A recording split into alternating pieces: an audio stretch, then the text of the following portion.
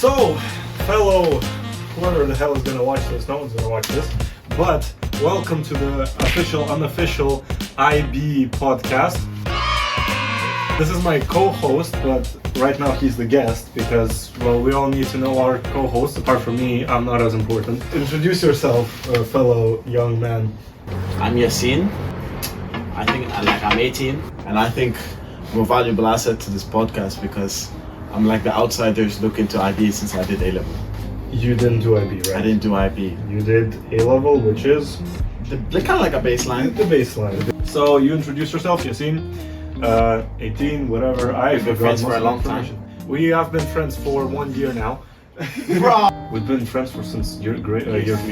Year 3 even, yeah. It's like 4-ish years. This is the 4th year years of our very strong bond. Wait, so year 3, year 4, year 5, year 6, and now you're... I'm in uni and you're in This is your 5th year then? I failed math, yeah. I didn't yet. A-level. I'm probably gonna fail. A-level. A-level, that's what A-level brings you. You see, that's why we're talking here. Moving on. We know who this guy is. Do they know who I am? I didn't introduce myself, did I? Introduce yourself. See how bad of a host I am? This is my first time doing a podcast, but I'm already better than Joe Rogan. Arsenti, difficult name, but it doesn't matter. I'm just the host. I'm asking the questions. They're answering. We're talking about things. I'm not really in the main frame. I'm going to be talking a lot, but I'm not the main guy to focus on. They are. The co-host, and who is representing our perspective from A-levels, which is different from IB completely, as I remember it. And this system in itself is focused on other things. So he's going to be seen as a character who hasn't done IB, so he's going to compare what our guests will be talking about to what he went through. And the guests themselves, of course, they're going to be telling us their opinions and perspectives on how IB went, how their life is going. And I'll give you a little sneak peek. We were supposed to actually do an interview with one of the people right now, but they died. So we'll find another person. They will know because we already have multiple people who... we have 2 people who didn't cut the sound. We don't know who it is. You don't know who it is. You know who you are. We have mosquitoes flying around because it's dark. The mosquitoes are really coming in, and our setup sucks. For now. Moving on. Let's just talk about your overall general. I don't know if the camera can see me, by the way. If the camera didn't see me, I am so sorry. I'm not sorry. So okay, let's talk about your general A-level experience. How was that? I mean, to me, it just seems standard. Grade 11, grade 12.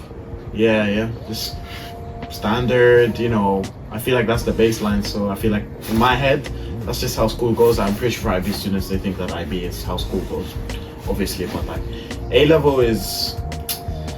What would the focus is? Focus is on A-level? Yeah. It's not really study focused like IB.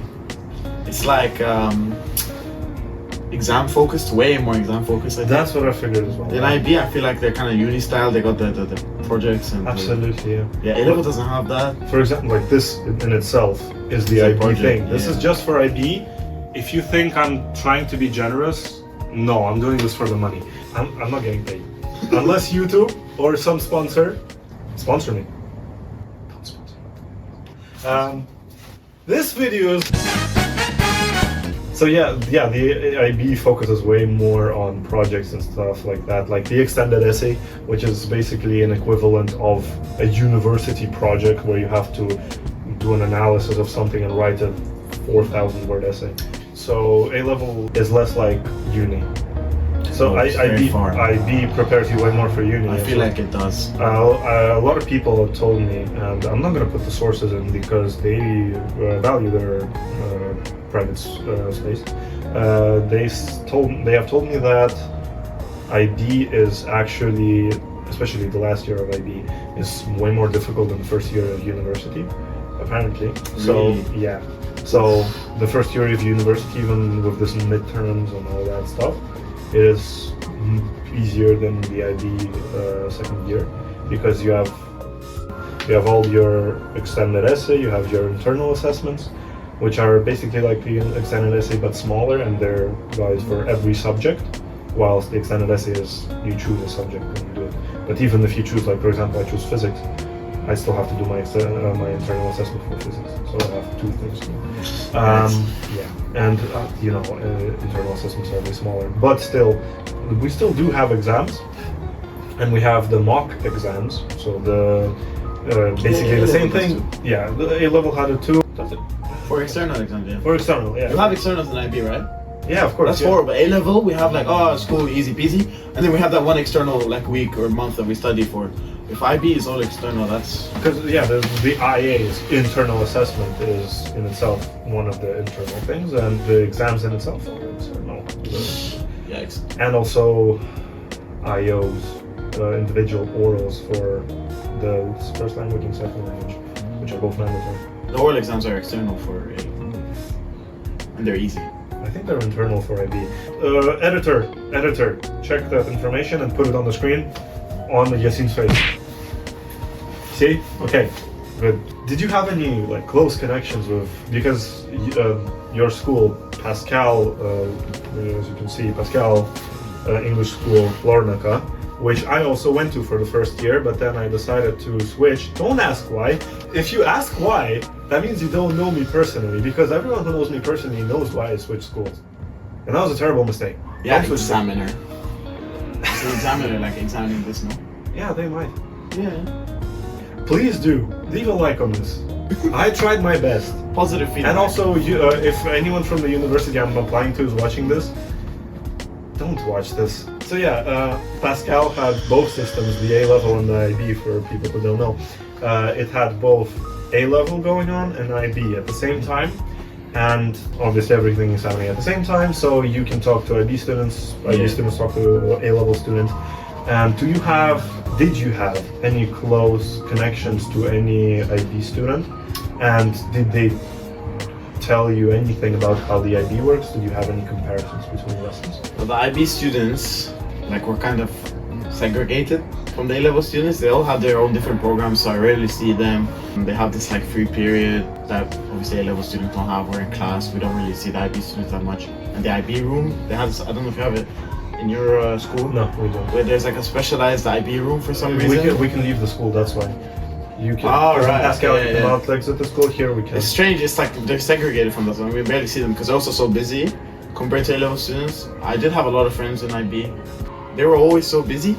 Always busy, always, didn't have time. We rarely got to see them, to be honest, so I don't have a big outlook into IB. I just know that you're always busy and it seems pretty difficult. Yeah. As I remember also, from my first year in Pascal, I remember I barely talked to you. Yeah, I barely talked to you, even in break times, we barely found any time. Also, probably because also my personal thing which I had, but IB also contributed to that.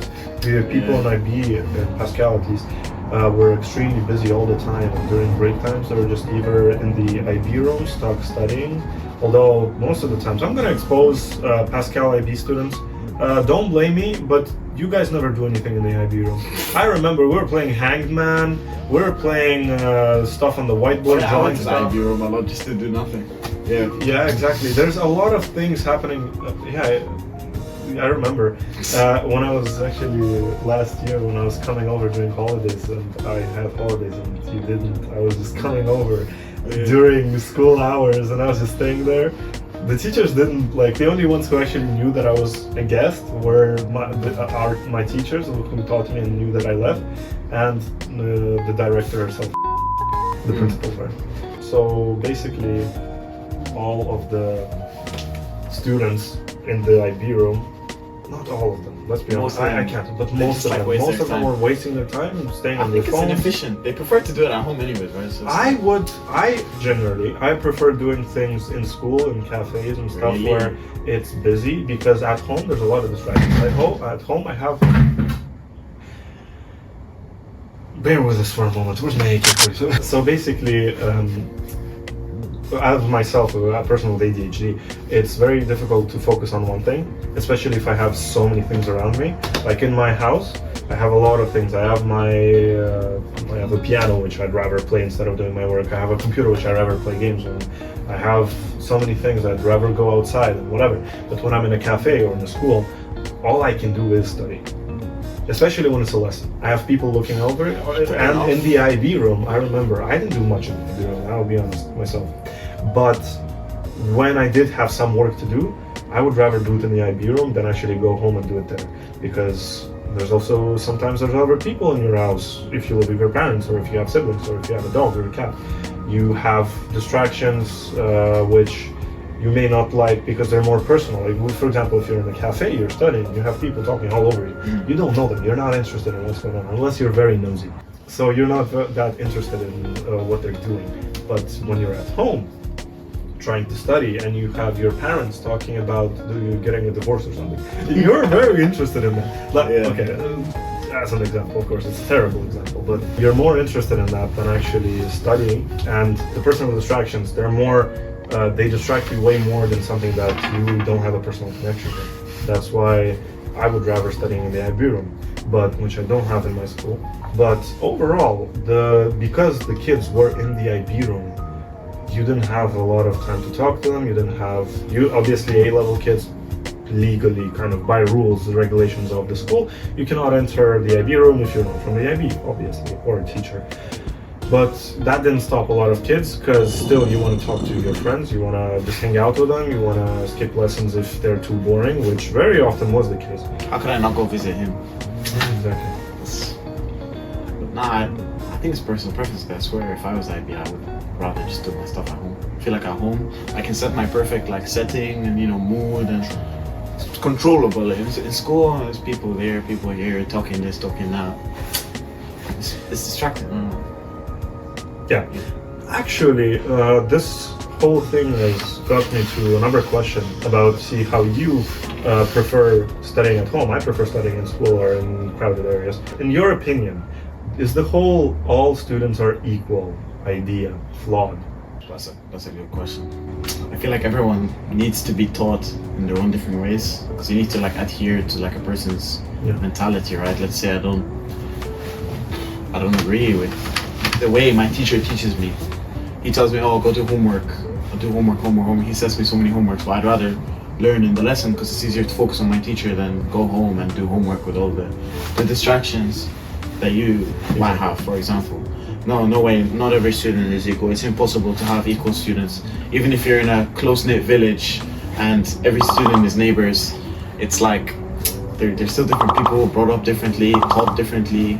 I think it depends from when you're a toddler, and you're taught this and taught that, how your parents teach you. Maybe that has something to do with how you want to be taught in the future, or your preferences, but yeah, no way. Every student is not equal. No chance. Yeah, I agree. And in regards to the IB and A-levels, a lot of the time in Pascal, this was actually the opposite. The IB kids were treated in favor of the A-levels, so the A-levels didn't get that much attention, didn't get that many benefits, which I personally disagreed with. Even though I'm the IB, I'm the one who benefit. But what do you think about it? Well, to be honest, I think it's gonna it will eventually equal out. I think just because IB was a new program in Cyprus, they tried to introduce it and claim more benefits. So they would obviously they wouldn't favor IB students, but they tried to make IB look more enticing. So they'd give IB students the IB room and their own personal time to do their own study and such. But it will equal out eventually. It's just for the first few years of its introduction, I think the school was trying to bring in IB students to be interested. Yeah. And actually, let's connect that to the next question. In general, what were the biggest visible differences in IB compared to A-level to you? In terms of the teaching methods or the students themselves? Both, in general. Education-wise, behavior-wise of the students. Well, IB always seemed more self-study, which depending on the person, for me, for example, I would think it was very difficult. I depend on a teacher a lot, so I think A-level face-to-face is way better. IB students, they're not that much different from A-level students. I feel like they're more disciplined and more expressive, because they get to do a lot of self-study and self-work, so they input themselves into their projects. So I feel like they're more expressive. A-level students, they try to adhere with each other, and they try to be cool with this group and cool with that group. IB students spend a lot of time with themselves, That's why I feel like they're more like unique in a good way. Yeah. Like they have their own personality. That's like in terms of like social, like psychology or something like that. But also, A-level education, I don't know why it feels standard. Maybe because it was longer than IB. Like obviously it's old, from like the 1800s or something. I don't know. Editor, search up. When did A-level start? There you go. Put it in my Yaseen's face. If I'm wrong, pull up my history grade. It's also really bad, I think. You'll have to send that to me in such one. Also, I think A-level just in general is very less disciplined than IB because IB has a high passing requirement, you know? Yeah, it's very strict passing requirement. A-level, you could get like 50% and pass. Actually, it depends. In IB, it's not just about the grade, it's also about the points because it's from 1 to 7, which unfortunately Pascal didn't tell me about. I don't remember a single teacher talking to me about that in Pascal. In my school that I'm studying at right now, Erudito Liceius, Vilnius. Erudito Liceius Vilnius. Shout out. Erudito Liceius. Erudito Liceius Vilnius. Shout out. Shout out to you guys. So basically how it works is you get 1 to 7 in every grade, and you have HL subjects and SL subjects, which you pick yourself. So higher level, standard level. And overall you have to have like not more than 2 frees on an SL, and not more than like 1 free on an HL. And if you have like it's 1 better than a 9. No. 1 to 7. 7 is the best. Oh, okay. If you get, but overall you also have to get above, I think it's 25 points. Editor, correct me if I'm wrong, and put it on your scene face.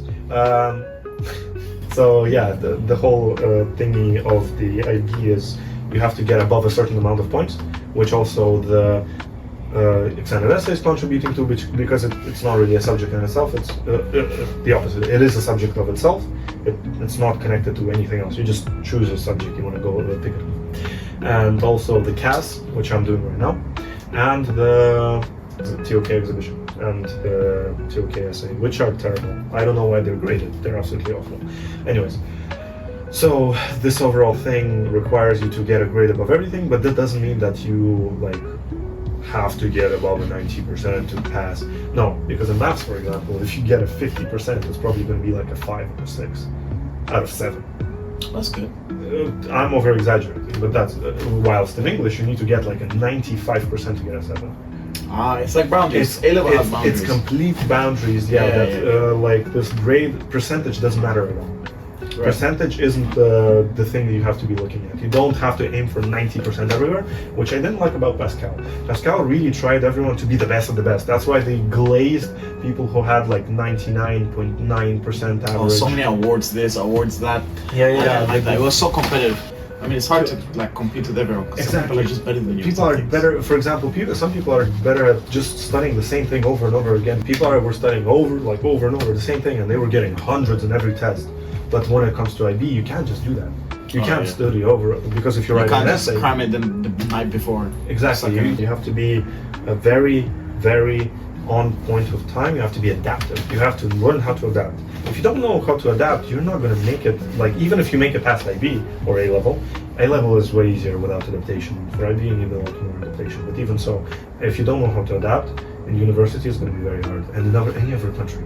If you move anywhere, it's good for people who just stay in one country and do the same thing over and over again. Then okay, you don't need adaptation. But if you do need to, that skill is very important, which many schools don't teach you. And IB teaches it to an extent where it's actually very helpful. But again, it's not perfect because some people are better, some people are whatever. But this whole competition, I do not like, and that's why I like that the IB doesn't care about percentages. They care about grades. If you both get a 7, you and your friend, you get a 7, you're happy. But if you get a percentage-wise, he gets a 95%, you got a 92%. But it's both of it is a 7, right? But you know that he got 3% more than you. And if you look at it percentage-wise, you'll be more disappointed in yourself because he's better than you. True. But if you both got a 7, you're like, damn, we're the same, basically. Okay, let's move on to the next question. IB has this thing where percentage isn't important. It's more about the grades. And overall, IB has this extended essay stuff, the project stuff, and the more open-mindedness and the idea of being more open-minded, being more controlled, whatever, and having these traits of an IB learner, which A-level doesn't have, right? No. Yeah, exactly. What do you think A-level lacks that is like a complete necessity? Like, what do you think A level should have in order to actually be like a better system?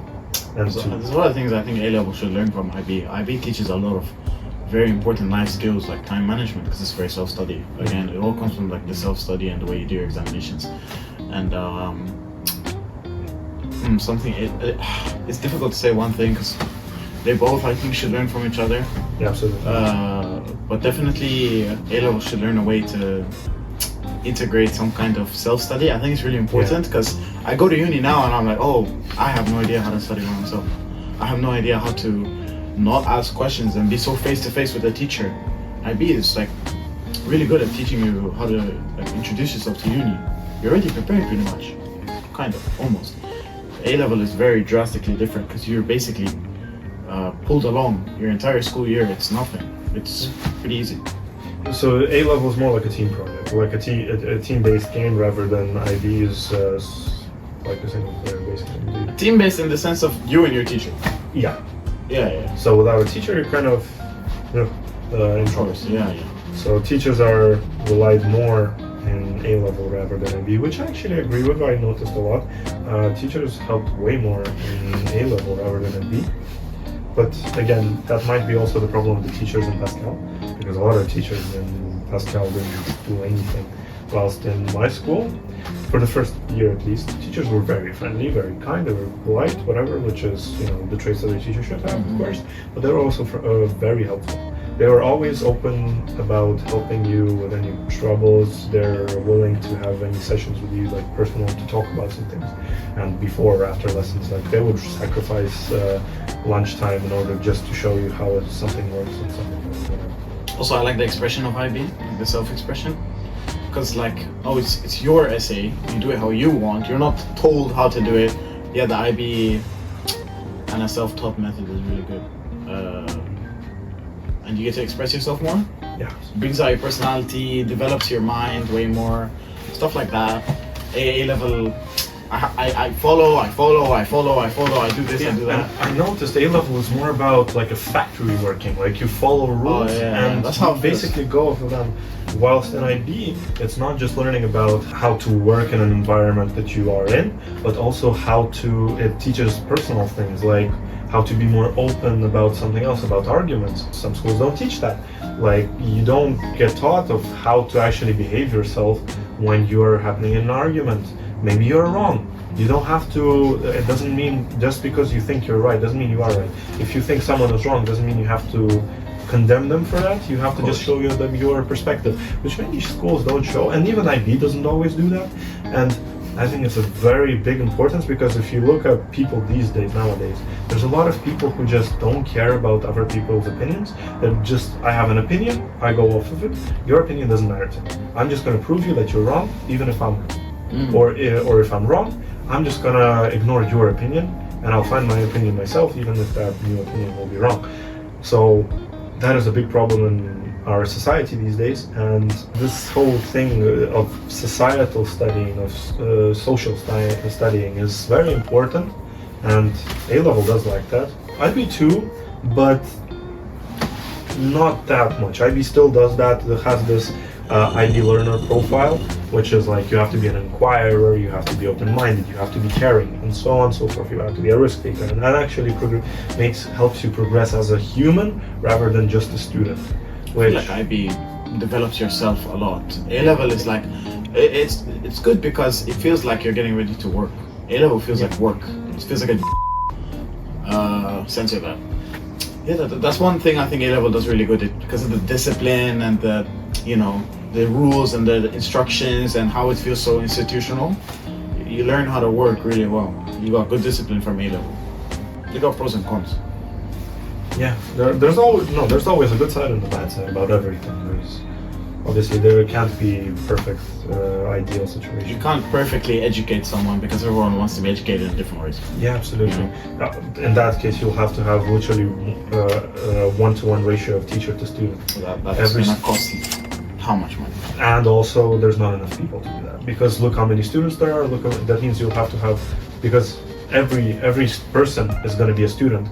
but not every person is going to be a teacher. Okay, not every person is going to be a student. Some people can't afford to go to schools, or don't even have the possibility to go to schools because they live in a region where it is basically impossible to have that because they're too poor, or because of other systems. Yeah, but anyways, like being a student is part of your life process. Exactly. Being a teacher is not part of your life It's process. your It's choice. an optional. It's It's your a choice. choice. You want to be a teacher, be a teacher, but you have to at least get an education. Exactly. Everyone has to get an education in any way, and yeah, it's impossible to have one teacher for every single person ever, unless you are Jeffrey Bezos. Which, by the way, who says I have to get an education to be successful? You don't really have to. It's just societal. Cut that. You know, education. Don't cut that. Nah, but for real. Yeah. So I mean, yeah, education is necessary for a good. Well, okay, I would agree with you if we were in the 1990s or before that, because right now things cost way more. People are getting basically like three times more salary. Yeah, but I can educate myself to be a good businessman. True, but there are going to be businessmen who are way better than you and way more wanted than you by going to university. Yeah, but again, there are 10 people who go to university to be a businessman, and then there's one who is teaching it by himself. Obviously, you'd want the 10 rather than the one. Yeah, but if it's my own company, I know they're preferred. In companies, you'll be preferred if you have a degree or something. Of course. But if I'm starting my own thing and I teach myself, the internet has like, you know, way too much information that you can easily teach yourself. Obviously, if you really put the effort, but no one is ever gonna do that. Teaching yourself. No, Self-study is such impossible. I think it's impossible to keep a human's attention by himself when there's so many distractions in the world. But yeah, I feel like you could easily be successful if you try it hard enough without education. I feel like you have to try as hard, if not harder, than not going to school. Like, you know, you have to try as hard as if you were to go to school, Okay. if not harder. And okay, if you say that school isn't that big of importance, what then do you think in your life personally? What do you think is the biggest contributor to your performance, academic and social and so on? Upbringing, easily upbringing. Like a good upbringing shapes a person. Like, you know, the saying, like as a toddler or a baby, you're like a dough. You're ready to be molded into something. I've never heard You that know? before, actually.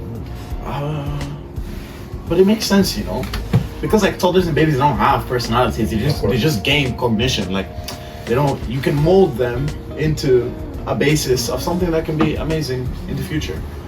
Education is very important, obviously, Of course. but maybe just like a base education, like, you know, basic factors up until, let's say, grade 3, not year 3, not grade 3. Yeah, because there's literally right now, for example, there's the inflation of people with diplomas. You know, there's a lot of people with diplomas. Yeah. So that means that diplomas are becoming less and less worth. It's like inflation of money. The more money there is, the less the money is worth. So the same thing is happening right now with diplomas. So many people are getting diplomas, but they're not actually that important. It's better to have a master's degree rather than a basic. Yeah, that's why there's so many people doing master's degrees now. Yeah, and now But it's so expensive. and it's very expensive. So in the future, it's going to be an inflation of master's degrees, and all of that is just because people can't afford one thing or another. People cannot afford it to live, and because money is in general a problem. No, I think they force us into schools. Exactly. Society forces us into schools. We go through this process. Eventually, our degrees meant nothing. We fail in our work. The businessmen get more money. The richer get rich. The poorer get poor. Exactly. So basically, the whole problem is that society forces us to study to an extent where you basically have to get like a master's in order to actually have a proper social life. But it's just like a saying. I feel like it doesn't. It feels less and less like a saying. It feels more and more like a burden rather than a saying. Like you feel like you have to actually get a master's degree in order to survive this world, whilst before I like need to be better than someone else. Yeah. The job won't Yeah, take me exactly. in. It won't take me in. I have to be not just better, I have to be different in my own way. What if I'm a generic smart human being? I'm smart, but I'm generic. I'm not really special, but I know how to do my thing. People would prefer someone who's more adaptive, more empathetic, more attractive person. Depending on the job, of course. Of course, depending on the job, yeah, but this is very often the case. And because of that, there's a lot of people who are actually so good at their job, but they're just, again, I might be wrong about this because I don't know anything about the world, but That's just who we think. We're teenagers. yeah, we that's how I think. That's It's how experimental podcast. exactly. This is just an experiment. That's what I think. This is an opinion-based podcast. So make sure to leave in the comments your opinion. I will gladly ignore it. Yeah, but like, tell me I'm wrong. There's no way. No. If I take a student, You're wrong. put him through. Thank you for telling me. If I take a student and put him through the entire education course up to like whatever masters, and he does business for his university and masters. Take another kid, teach him business from age 4 until what age do you finish your masters? Like 26? 25, 26. Yeah. But yeah, tell me the kid who started business, learning business from 6 years old, or maybe until like after like basic education like that. So like probably like 12 years old, starts business, all until 26, and you have this guy who only been doing business in uni, so about 5 years. Yeah. That kid will be better, Yeah. I feel. Even if the university student had more access to information than he was taught, Yeah. I feel like because of the internet right now, you could easily teach yourself. Yeah. You know, this is kind of becoming like a utopia, which is probably also a dystopia, where in the future I had this idea and I thought of it before, and it is a very dystopian, utopian kind of thing world where as a child you are like, you know, some artificial intelligence or something sees what good traits you have before you even like, you know, progress as a human being. And I like could easily see the Earth doing that. Like, honestly, that would be it's great. kinda Like scary. as a child, you're old enough to do that thing, whatever. But I actually don't hate that idea. I feel like it's the most efficient society that you could possibly. It is very efficient, but again, well, let's take this idea. You at 1 years old, you're being analyzed, and this analysis tells you what your traits are. So, for example, it says you're good at mathematics or you're good at languages. Then this kind of happens, and so you get analyzed. So at 2 years old, people know you're going to be an amazing engineer. So they throw immediately at this age, they throw you at the school of engineering after like 2 years old. Like at 5. No, I'm just talking about this idea. I'm talking about this idea, like this utopia, dystopian world. Yeah, but where- even if they can't figure out if you're good at being an engineer, Exactly, I but- could still learn to be a very good engineer. Exactly. That's It's all the thing. about experience, That's the thing. no? This is kind of the thing that no. This is what I think that all of this is leading to. This kind of all you have to get a master's to be the best, whatever. This is like literally leading to like where you are in the future. You're just going to be analyzed for what you do best. If he's right, by the way, copyright, and you're gonna remember me, and I'm rich too. Yeah, exactly. He also is a part of this. You're taking. 95%. I'll take the 5%. I don't care. I don't. You're gonna regret saying that. Anyways, the idea. You are analyzed at the age of 7/8, depends. You basically are put into a school which you are... Oh, like a specialized. A specialized school. If they say, you're going to be a great engineer, you are put into a school for engineering at the age of 7. So all you have to learn is like that. So at the age of 18, you basically have the knowledge of someone who went to university up to the age of 25. So at the age of 18, you've got the knowledge of a 25-year-old back in the day. So, but that also opens the problem of what if I am good at engineering, but I don't want, you know. Oh my god, yeah. I am, for example, I'm good at engineering, but I'm also good at something else because people aren't just good at one thing. Most of the time, they're good at a lot of things. I'm good at being stupid and smart at the same time. Like, what does that mean? Does that mean I have to work in a factory, or does that mean I have to be like a professor or something else? I guess Well, that'd be you the have options. choice. But if you're a child, you don't really know. So your parents are the one to pick, I guess. But again, this kind of thing of maybe parents, the kid doesn't want what the parents want, or the kid changes his mind. There's this problem, and I'm genuinely like have a feeling that that's what the world is going to right now, because this is getting more progressively harder and harder to get up to this maximum level of performance and getting the maximum amount of money you can and having the like best effort to revenue ratio. Because back in the day, you can just finish school, good. You finish school with the average grade of 3 out of 5. Great, you can find something, you know, you can definitely, you don't even have to go to university, just go to college for 2 years, and boom, you've got yourself a future, you got a house, a wife, kids, car, dog, and all of that. Right now, it's not possible. You have to work. I think that would never happen if you're like this dystopian thing. No way. No, that's not happening. But like, I'm just like imagining how that could be a thing. No, because it's like. But it's of course people value also other people's opinions and whatever, which is why no one ever really cares about your opinion. I don't. So this kind of this is probably never gonna happen. I hope not. But that you get that. Yeah, but it's never. Because like people say some good, like let's say for example, a good athlete is born, not made, but.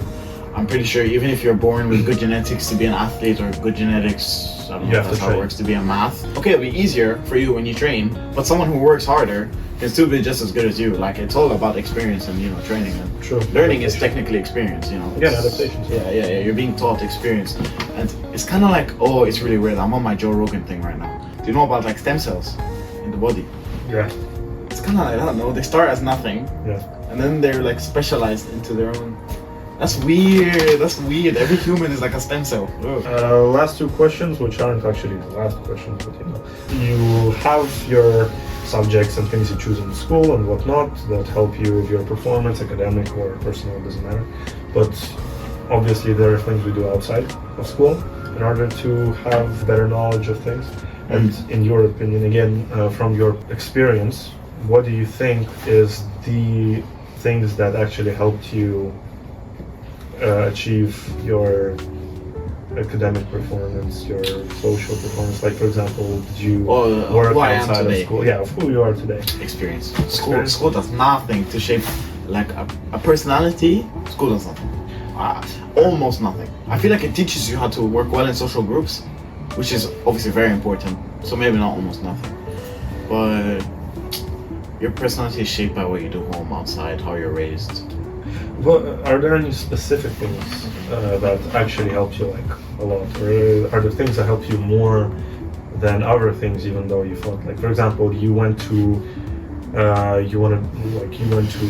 dancing school and you went to arts, and for example, arts helped you way more to have more things than dancing school. For example, do you have anything that helped you more than others, or helped you even?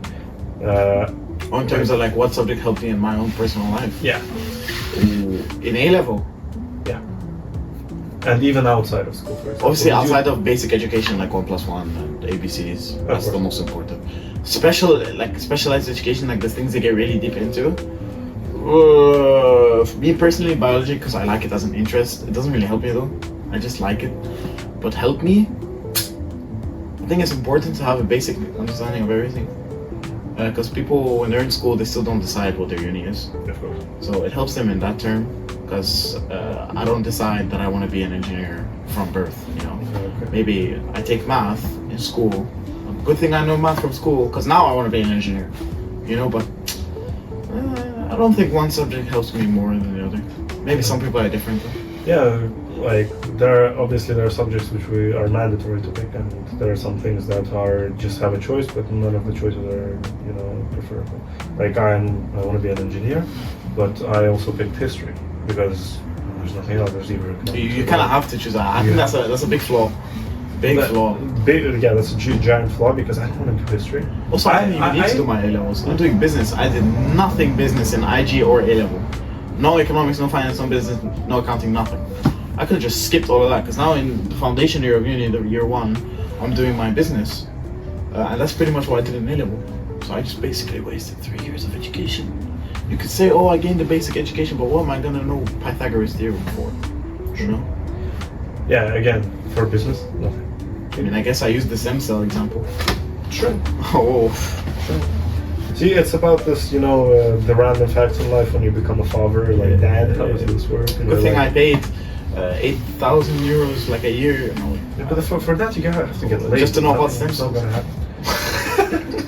If I don't get laid from the knowledge that school got me, money wasted. Money wasted. Let's wrap it up with the final question. What advice can you give? Would you give anyone who is going to join either A-level or IB, who's deciding? What advice could you give them in terms of picking things and taking things into consideration? For example, if someone wants to pick A-level and they're definitely picking IB, but not IB. What would you tell them? Like anything to consider or anything to? I want to say two things. I want to say advice on how to pick and why, and I want to say advice on when you pick. Let's say you're deciding between A level, IB. Those are the only two I really know, to be honest. And it goes down to who you are. I think a closed person might want to do IB to express themselves more. A more like open person, face-to-face learning person like me, choose A level. I think it's obvious. It's easy to choose if you know about the programs.